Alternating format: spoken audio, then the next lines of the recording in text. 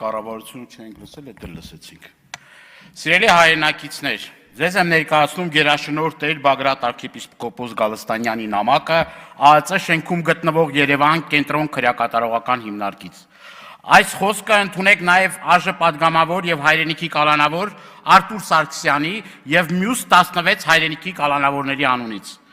Տերն իմն է, լույսը եւ կյանքը, ես ումից վախենամ։ Տերն իմն է, կյանքի ապավենը, ես ումից դողամ։ Այս աղոթքը ողջ կյանքում ուղեկցել է ինձ, ինչպես այսօր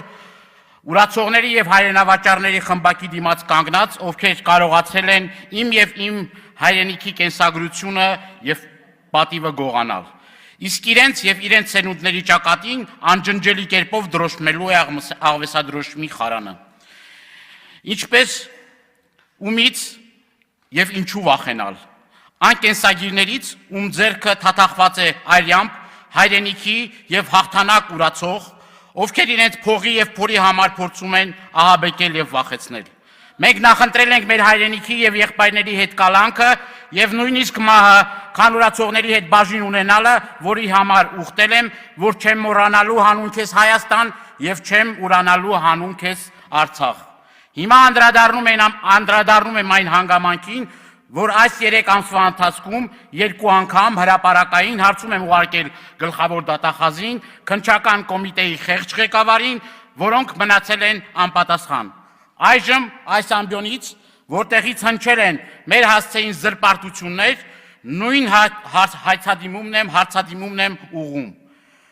Ինչն է վերաբերվում 2 հոգու գյուլելու եւ 15 հոգու բանտ դնելու ձեր այդքան սիրված պատմությունը։ Երկրորդ, ով կամ ովքեր են ավտոբուս վառելու, արդյոք նման պատմություն գոյություն ունի, մնացյալի մասին հետո, արդյոք ձեր ներկայացված այսպես կոչված ձայնագրությունները փորձարկման, փորձակնության ենթարկվել են թե ոչ, այդքան նենգ եք, որ ձեր նույնիսկ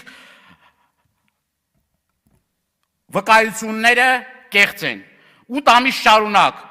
լսելուց հետո,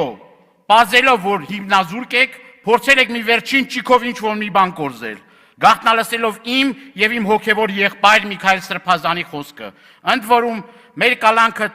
2 ամսով էր, դուք գաղտնալսման հրաման եք տվել 3 ամսվա համար, այդպեսով փաստելով երկարաժամկետ կալանքի նախատեսված ծրագիրը։